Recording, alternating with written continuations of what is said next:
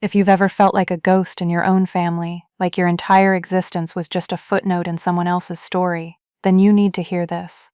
You need to know that you are not alone, and that sometimes, the only way to find yourself is to burn down the comfortable lies everyone else is living in. My name is Vanessa Reed, and for 30 years, I lived in the shadow of a hero. My father, Arthur Reed, was a local legend, the man who single-handedly rescued a dozen people from the old mill fire.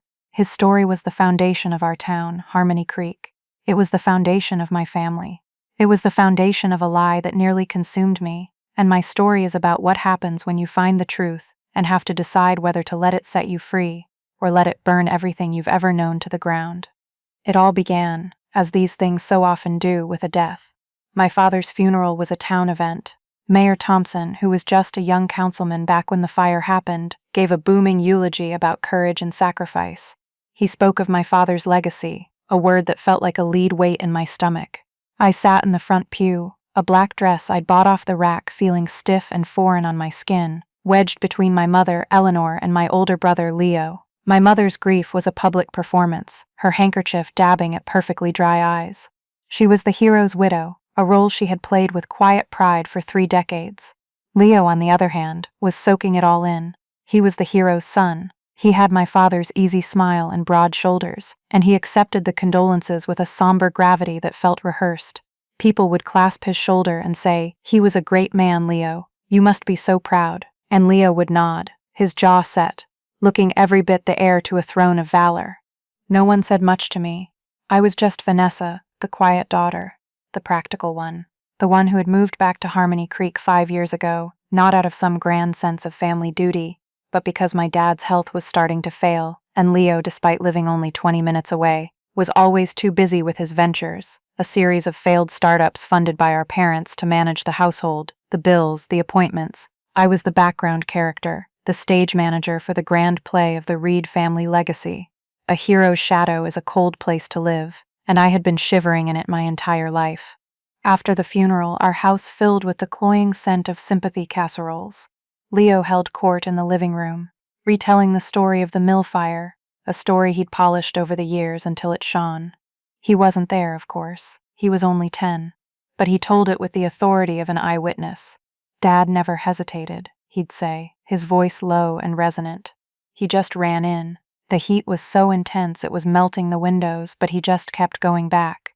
I couldn't stand it. I escaped upstairs to my father's study, a room that had been my sanctuary and my prison. It was a museum to his heroism. The walls were covered in framed newspaper clippings, a mayoral citation, and photos of him shaking hands with the governor. My entire childhood was lived under the gaze of these relics. But my task today was not to admire, but to dismantle. My mother had asked me to sort through his things, to decide what to keep and what to discard, because I was the practical one. The room smelled of old paper, pipe tobacco, and something else, a faint, lingering acridness I could never place. I started with the desk, sorting through old bank statements and insurance policies. Then I moved to the closet. Behind a row of neatly pressed suits, there was an old, heavy footlocker. It wasn't locked. I lifted the lid, and a plume of dust motes danced in the weak afternoon light. Inside were old photo albums, his military service medals, and a stack of leather-bound journals. He had kept a journal every year. I smiled, a small, genuine smile. Maybe here I would find my real father, the man behind the myth. I pulled them out, one by one. 1998, 1989, 1990. I kept going until I reached the bottom of the chest. There, tucked in the corner, was one more. It was different from the others. The leather was warped and blackened along the edges, the pages brittle and tinged with yellow-brown stains. The year stamped on the cover was barely legible. My heart gave a strange little lurch. I had never seen this one before. It looked like it had been through a fire itself. Curiosity, sharp and insistent, cut through the fog of my grief. I sat on the floor, the dusty footlocker beside me, and opened the scorched journal. The first few entries were mundane. Notes about the weather, complaints about the town council, pride in Leo's Little League performance. A single mention of me winning the county science fair, misspelled. Then, the entries started to change. The handwriting grew more frantic, more slanted. March 12, 1994. Marcus is getting nervous. He called again today. whispering about audits. He says the numbers don't add up. Of course they don't. How could they? The whole timber deal was a fantasy, a house of cards built on a swamp. I'm in deep, deeper than Eleanor can ever know. Marcus? I'd never heard that name. Marcus Thorne. I remembered him vaguely. He was my father's business partner in a lumber speculation venture. He left town right after the fire, people said. Ruined. I kept reading, my fingers trembling as I turned the fragile pages. The entries painted a picture not of a hero, but of a desperate man. A man who had sunk every penny the family had, and then some, into a bad investment. He'd taken out secret loans. He'd cooked the books. He was on the verge of not just financial ruin, but public disgrace. And then I got to the entry dated the night of the fire, July 22nd, 1994. The auditors are coming Monday. It's over. Marcus is a wreck. He wants to confess. The fool. There's only one way out. The evidence is in the office. All the ledgers, all the loan documents. In the old mill. A fire. A small one. Late at night. An electrical fault. Who would know? A simple, clean solution. The building is empty. Has been for years. A pile of ash is better than a lifetime of shame. I have to do it tonight. God forgive me. I felt the air leave my lungs. A roaring sound filled my ears, like the sound of a distant inferno. It couldn't be. It was impossible. My father, the hero, was an arsonist. He set the fire. He was going to burn the evidence of his crimes. But the entry wasn't finished. There was one last, panicked scrawl at the bottom of the page, written in a hand so shaky it was almost illegible. Oh God, people. There are people inside. The homeless, the squatters. I didn't know. I hear them screaming. I hear them. What have I done? The rescue was never a rescue. It was a frantic, terrified act of self-preservation. He hadn't run in to save them. He had run in because he had put them there. He was trying to undo the horrific, unintended consequence of his selfish, criminal act. The dozen people he saved were the very people he had nearly murdered. The scorched edges of the journal suddenly made a horrifying kind of sense. He must have had it with him that night. It must have been in his pocket as he ran into the building he himself had set ablaze. I closed the journal. The room was silent, but my head was screaming. My entire life, my entire identity, was built on this story. The story of the brave fireman's daughter. The story that explained away my mother's brittle pride and my brother's unearned arrogance. It was the town's story, the bedrock of its quiet, self-satisfied identity. And it was a lie. A monstrous, suffocating lie. I sat there on the floor for hours, the journal in my lap, until the sun went down and the room was bathed in shadow. The house below was quiet. The mourners were gone. My mother and Leo were probably asleep, dreaming their heroic dreams. Downstairs, on the kitchen counter, was a letter from Mayor Thompson. It was an official invitation. In 2 weeks, the town of Harmony Creek would be unveiling a life-sized bronze statue of Arthur Reed in the town square to commemorate the 30th anniversary of his heroic act. They wanted me, as his daughter, to give a speech, to tell the world what a great man he was. And in my hands I held the truth, a truth that could shatter the foundation of my family, a truth that could shatter the town itself. What was I supposed to do? Uphold the heroic lie that had defined and suffocated me my entire life, or detonate the devastating truth and watch the fallout consume everything? For the first time, the choice felt like it was mine, and the weight of it was crushing. It wasn't about revenge back then. It was about survival.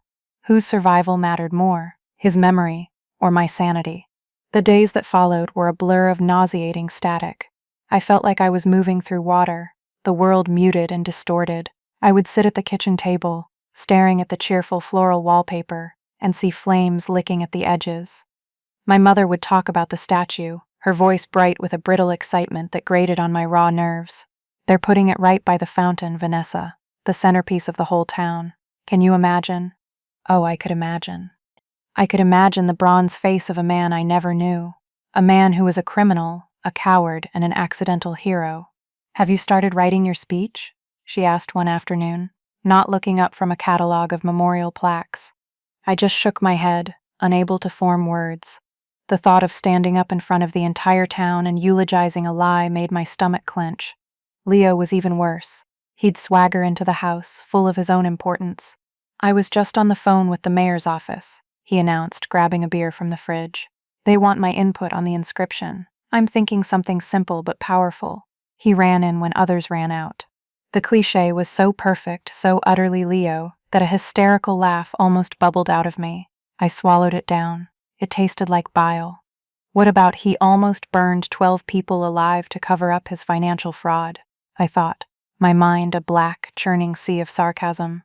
I looked at him, at his self-satisfied face, the face of a man who had glided through life on the coattails of a manufactured hero.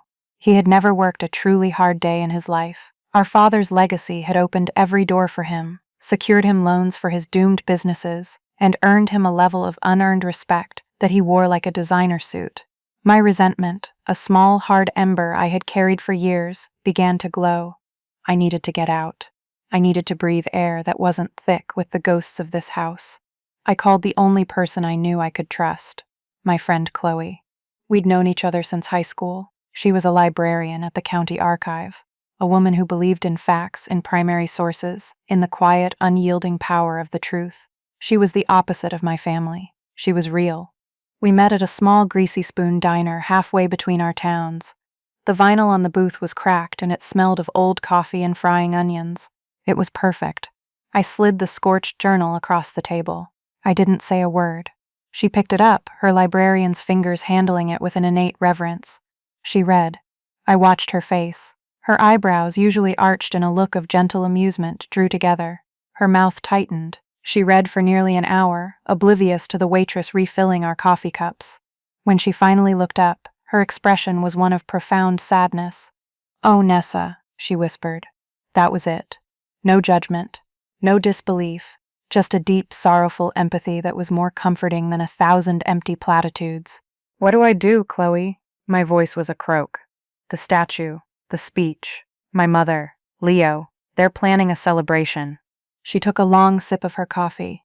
"Well," she said, her voice measured. "Legally, a private journal is just that. Private. It's his word. It's a confession, but it's not proof. 30 years have passed. The official record says one thing.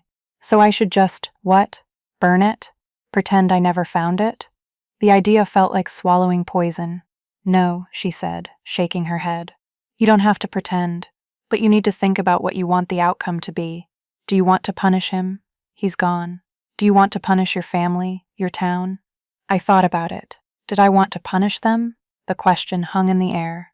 I thought of every time my achievements were ignored while Leo's slightest effort was praised.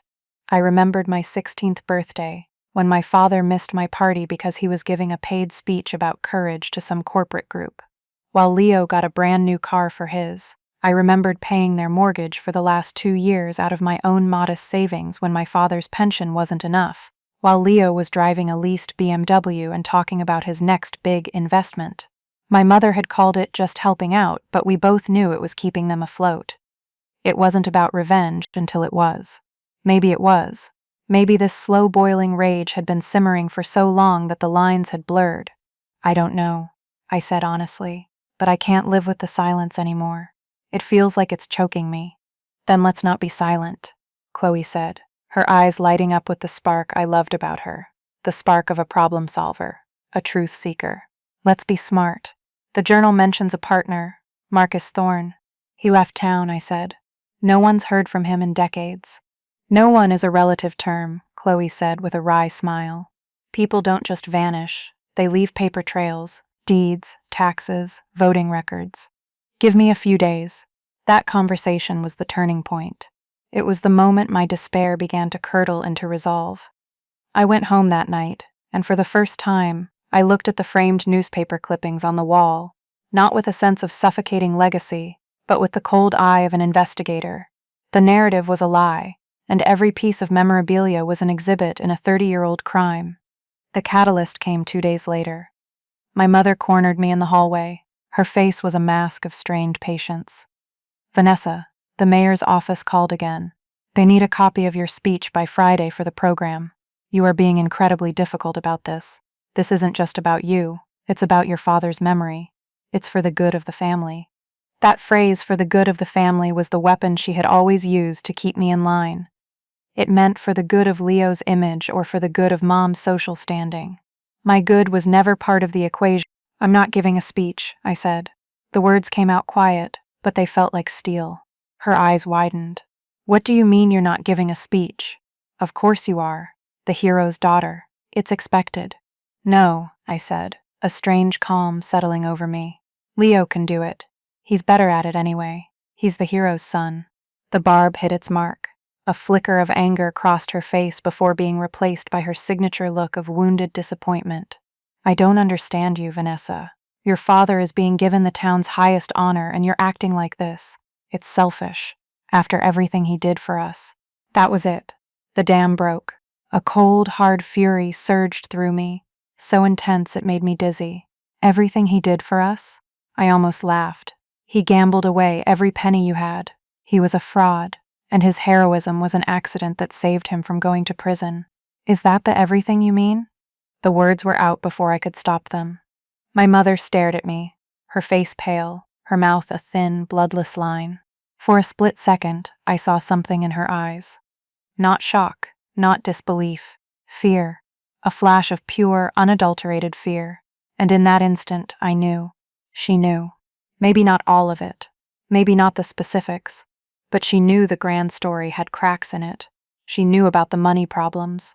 She knew about the desperation. She had chosen, for 30 years, to live in the warmth of the heroic lie rather than face the cold reality.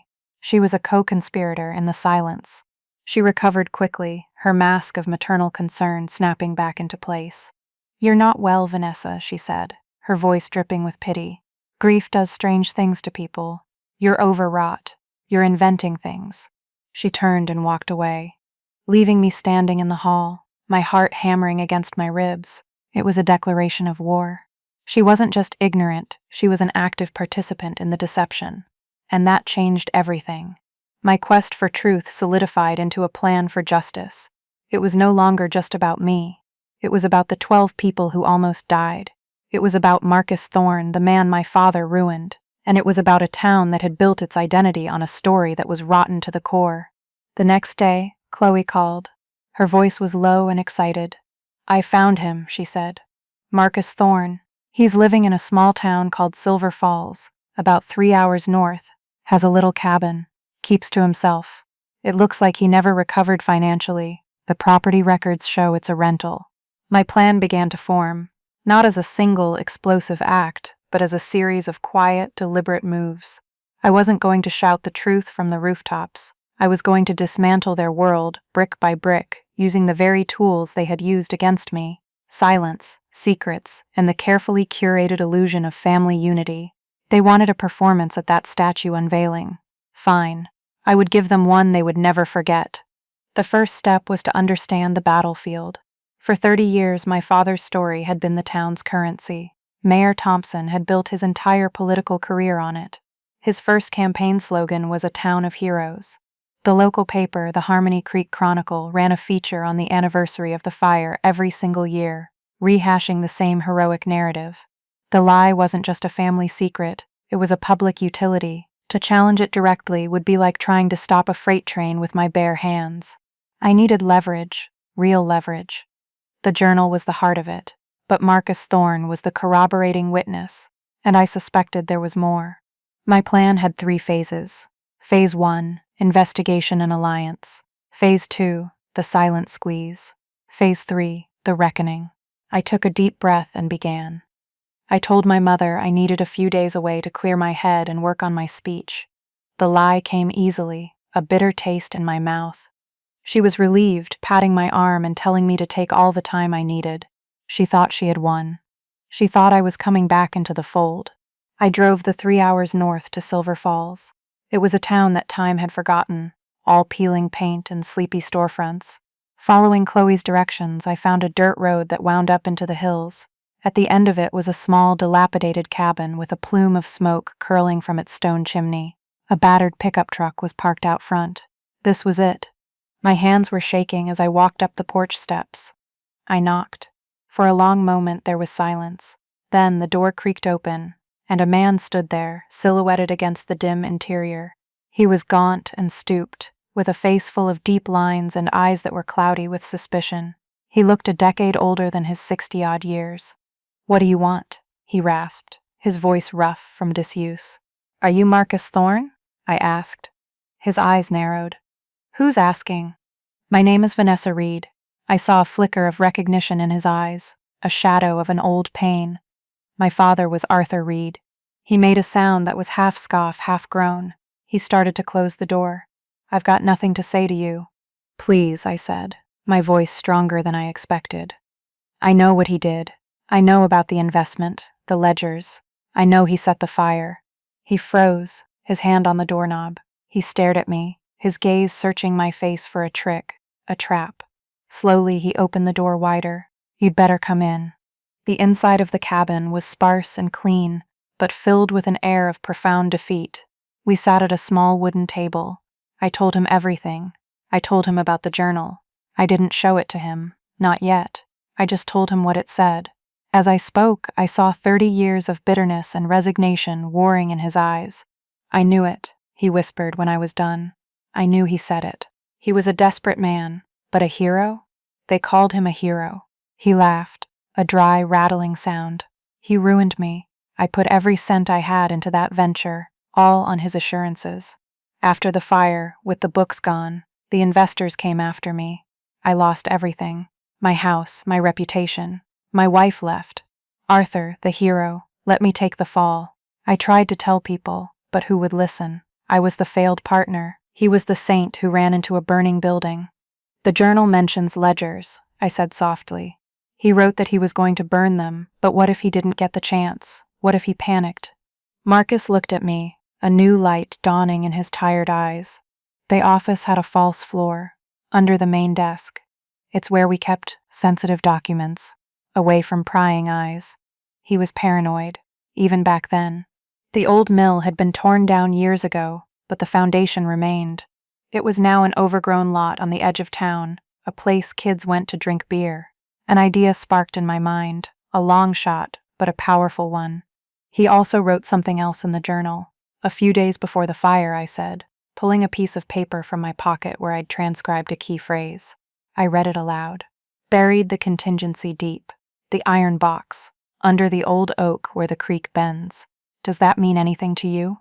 Marcus stared at the paper. He closed his eyes, and I could see him traveling back 30 years. "The contingency," he breathed. "My God, that was our failsafe. A second set of books, copies of the fraudulent loan agreements, the letters to the investors, everything. We agreed to hide it off-site, just in case. An iron box, yes, I remember. There was an old oak tree about 100 yards behind the mill, a big, gnarled one. This was it. This was the hidden leverage, the physical proof beyond the journal. Will you help me, Marcus? I asked.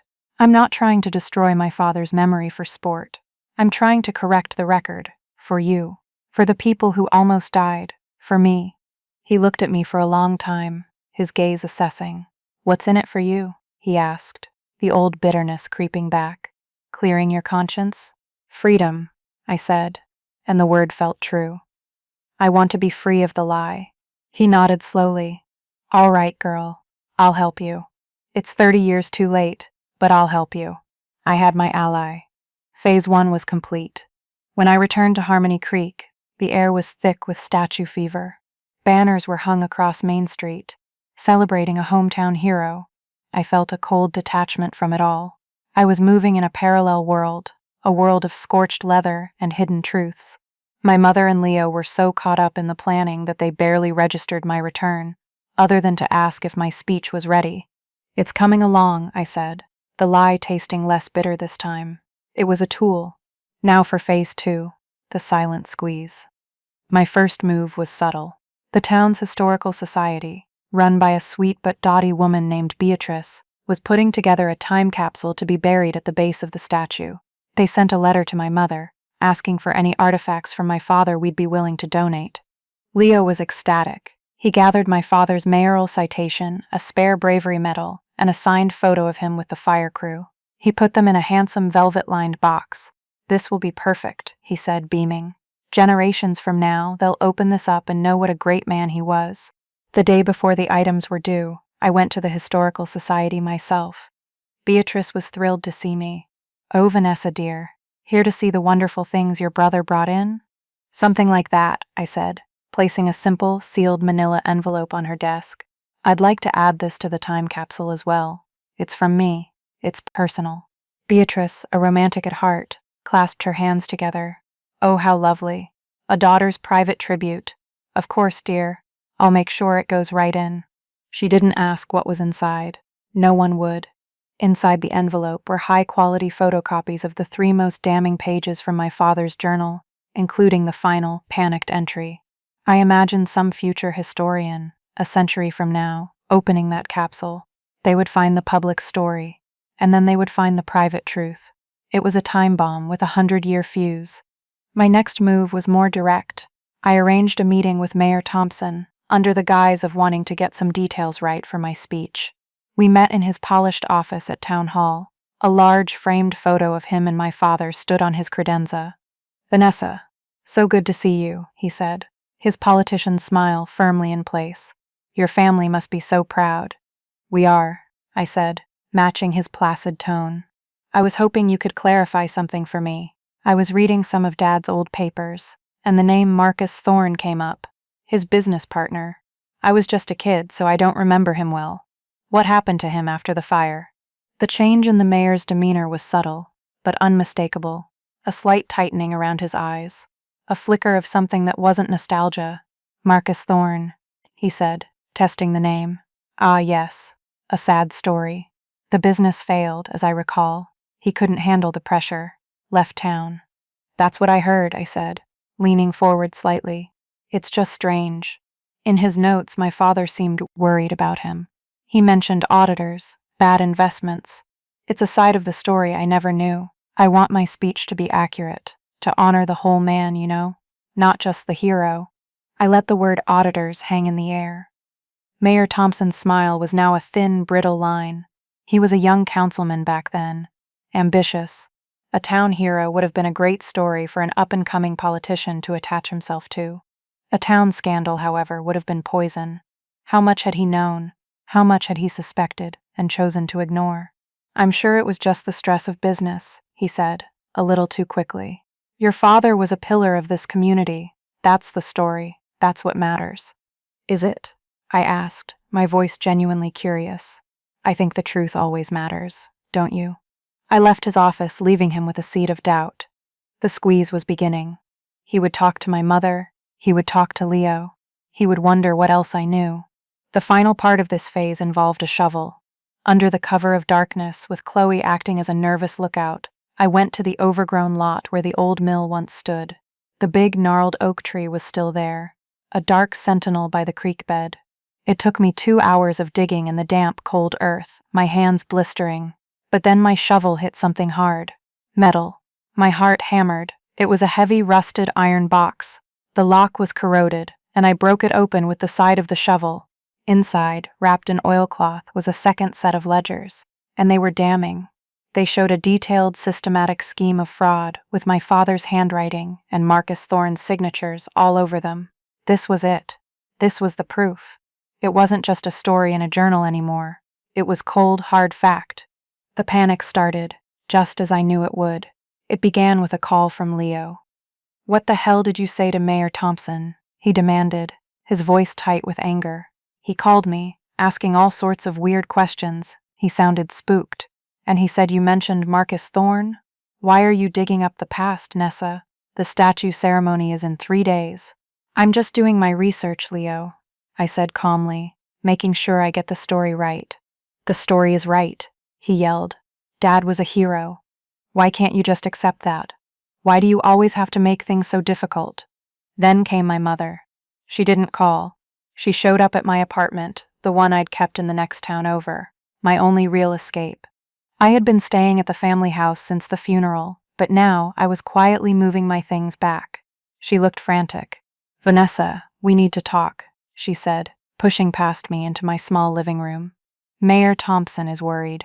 He says you're asking questions that could cause trouble. He's talking about postponing the ceremony." "Is that what he's worried about?" I asked, crossing my arms. "Or is he worried that people might find out he helped bury a shoddy investigation 30 years ago to protect his own political ambitions?" My mother flinched as if I'd struck her. "How dare you?" she whispered, her voice trembling with a rage that felt far more real than her grief ever had. "You are trying to tear this family apart. You are trying to ruin your father's name. Out of what? Jealousy? Spite? Because you were never the favorite?" The accusation, so blunt and so true, should have hurt, but it didn't. It was liberating. "Yes," I said, my voice steady and clear. "Maybe it is. Maybe I'm tired of living my life in service to a lie that benefited everyone but me. A lie you were happy to live with." "It wasn't a lie," she insisted, her eyes wild. "He was a good man. He was a hero." "He was a criminal who got lucky," I shot back. "And you know it. I saw it in your eyes the other day. You've always known he wasn't perfect. You just chose to believe the myth because it was easier. It made you the hero's widow, a somebody in this town." It was then that I made my first real move, the one that shifted the power for good. My father's will, as it turned out, was simple. The house was left to my mother, but with a significant portion of its value bequeathed to Leo and me, to be paid out from the estate. However, I had been paying the mortgage and property taxes for the last 2 years, meticulously documenting every payment. I had consulted a lawyer. Those payments constituted a lien against the property, a significant one. The house couldn't be sold or refinanced without me being paid back first. The hero's house was, in a very real sense, more mine than theirs. "I'm putting a lien on the house, Mom," I said, my voice devoid of emotion. "For the money I'm owed. You and Leo can figure out how to pay me back." This was a language she understood. Not morality, not truth, money. Her face went slack with shock. The house was her only real asset. It was her status, her security. "You wouldn't," she breathed. "I would," I said. "The silent partner is done being silent." The next 48 hours were a symphony of their unraveling. Leo left a string of furious, then pleading, then insulting voicemails. My mother swung between threatening to disown me and begging me to think of the family. They were no longer trying to manipulate me with guilt. They were trying to bully me with desperation. And it had no effect. I felt a strange, cold peace. It was the peace of someone who has finally stopped trying to earn love from people who are incapable of giving it. I was no longer their daughter, their sister, their caretaker. I was a creditor. The power had shifted completely. They were trapped. They were financially dependent on the very legacy I was threatening to dismantle. The statue, once a symbol of their glory, was now a monument to their vulnerability. The ceremony was in 2 days, and they were staring down the barrel of a gun I had loaded with my father's own secrets. The family exodus wasn't about me leaving them, it was about me emotionally evicting them from my life. They had become tenants in the house of my resolve, and the rent was about to come due. The night before the ceremony was cold and clear. The town was buzzing. The bronze statue, still shrouded in a heavy tarp, stood like a ghost in the center of the square. I called my mother. My voice was calm, almost unnaturally so. "I want a meeting," I said. "In 1 hour, at the house. You, me, and Leo. And you will call Mayor Thompson and tell him to be there. Tell him it's about the integrity of the town's history. He'll come." There was a long silence on the other end of the line, then a defeated, "We'll be there." I arrived last. I walked into the living room, the room that had always felt like a stage set for a play I hadn't auditioned for. My mother was sitting stiffly on the sofa, her face pale and drawn. Leo was pacing by the fireplace, his bravado gone, replaced by a sullen, nervous energy. Mayor Thompson stood by the window, his arms crossed, trying to project an air of authority that he clearly didn't feel. They all looked at me as I entered, their expressions a mixture of fear and resentment. I wasn't alone. Behind me, a man stepped into the room, a man they hadn't seen in 30 years. He was older, thinner, but his eyes were clear and steady. "Marcus," my mother whispered, her hand flying to her mouth. Leo stared, confused. "Who is this?" "This is Marcus Thorne," I said, my voice filling the tense silence. "My father's business partner, the man whose life was collateral damage in the creation of a hero." Mayor Thompson's face went ashen. This was a complication he had not anticipated. "What is the meaning of this, Vanessa?" the mayor demanded, his voice blustering. "This is a private family matter." "It stopped being a private matter 30 years ago, when my father set fire to the old mill," I said. The words dropped into the room like stones. "It became a public matter when you all decided to build a myth on top of his crime." I placed the scorched journal on the coffee table. Then, next to it, I placed the rusted iron box. I opened it and took out the second set of ledgers. I know everything, I said, my gaze sweeping over each of them. I know about the fraud, the secret loans, the desperation. I know the rescue was a panicked attempt to cover his tracks. It's all in his own words right here. I tapped the journal, and I have the financial records to prove the motive. I tapped the ledgers, and I have a witness. I gestured to Marcus, who stood silent and solid, a living testament to the lie. Leo finally spoke, his voice a choked whisper. No, you're lying. Dad was a hero. Your dad was a man, Marcus said, his voice quiet but firm. A scared man who made a terrible choice. I knew him. He wasn't a monster, but he wasn't a saint either, and he left me to rot. I turned to Mayor Thompson. And you, Mayor, how much did you know? How much did you suspect? A fire that conveniently destroys all the evidence of a failing business right before an audit. An investigation that was closed in less than a week. You were an ambitious councilman. A town hero was a great story. It helped you. It helped the town. It helped everyone forget that Harmony Creek was a dying mill town. The lie was useful, so you all let it stand.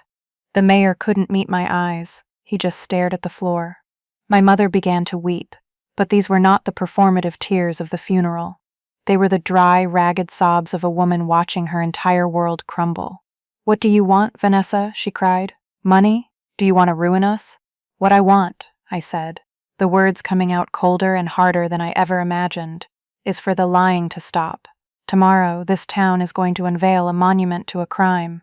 They're going to celebrate a man for an act of heroism that was, in fact, an act of panicked self-interest following an act of arson. I will not be a part of it, and neither will you. I laid out my terms. There would be no public exposé, no screaming headlines. That would be too easy, and in a way it would just create a new, more scandalous myth. I wanted something quieter. I wanted it all to just disappear. Here is the choice, I said, looking from my mother to Leo to the mayor. You will cancel the ceremony. You will issue a statement citing unforeseen family circumstances and a desire for privacy during this difficult time. The statue will be quietly removed and put into storage indefinitely. The lie doesn't get a monument. It dies, right here, in this room. That is option 1. And option 2, the mayor asked, his voice barely a whisper. Option 2 is that I walk up to that podium tomorrow. Instead of giving a speech about a hero, I will read my father's journal aloud. I will hand out copies of these ledgers to the press, and Mr. Thorne will tell his story. The choice is yours. A quiet end to a comfortable lie, or a public reckoning that will tear this town and what's left of this family to pieces. The silence that followed was the most profound I have ever experienced. It was the sound of a 30-year charade collapsing under its own weight. It was the sound of my victory. Leo sank into a chair, his face in his hands. My mother just stared into space, her tears spent. Finally, Mayor Thompson nodded, a single defeated gesture. We will cancel the ceremony, he said. He looked old. He looked tired. He looked like a man who had been carrying a truth he hadn't even admitted to himself. The new reality had arrived. There would be no statue. There would be no celebration. The hero of Harmony Creek was dead, and this time he would stay that way. In the end, it was an anticlimax. There was no grand, public unmasking. The next morning, a small notice appeared on the town's website. The unveiling ceremony was canceled. The official story was vague, full of respectful platitudes about the Reed family's sudden and understandable need to grieve in private. People murmured. Rumors flew. But the truth, the real truth, remained where I had put it, in the quiet, broken space between the 4 people who had been in that living room. The silence I had fought so hard against became my most powerful weapon. The lie wasn't exposed with a bang, it was suffocated by a whisper. I held up my end of the bargain. The journal and the ledgers went into a safe deposit box, a silent insurance policy. I finalized the lien on the house. My mother and Leo, faced with the reality of their finances without the shield of my father's heroic reputation to bolster them, were forced to sell. After my lien was paid off, there wasn't much left for them. Leo had to get a real job for the first time in his life. My mother moved into a small condo, her role as the hero's widow stripped away, leaving her with just herself. We don't speak. There's nothing left to say. A family built on a lie is a house of cards. Once you pull out the foundational lie, the rest just falls. With the money from the sale, I did two things. First, I set up a trust for Marcus Thorne. It wasn't a fortune, but it was enough for him to live out his days in comfort, to buy that little cabin he'd been renting, to finally have a measure of peace. It was the restitution my father should have made. It was a debt paid. The day I told him, the old, bitter man I'd met just weeks before cried. It was a quiet, cathartic act of justice that meant more to me than any public apology. The second thing I did was buy a one-way ticket. I left Harmony Creek, and I've never looked back. I don't know what they did with the statue. I imagine it's gathering dust in some forgotten corner of a public works warehouse, a bronze man waiting for a story that will never be told. And me? I found my freedom. Not in a dramatic confrontation, but in a quiet choice. The choice to stop carrying the weight of a legacy I never built and never wanted. The truth didn't set me free in a blaze of glory. It set me free by allowing me to finally, silently, walk away. I no longer live in anyone's shadow. I live in the light of my own, simple, unadorned truth. It's a much warmer place to be. So now I want to ask you, what lies are you living with? What stories have you been told about your family, about yourself, that you've accepted without question? We all have them, the small ones, the big ones, the myths we build to make sense of the world, to make ourselves feel safe.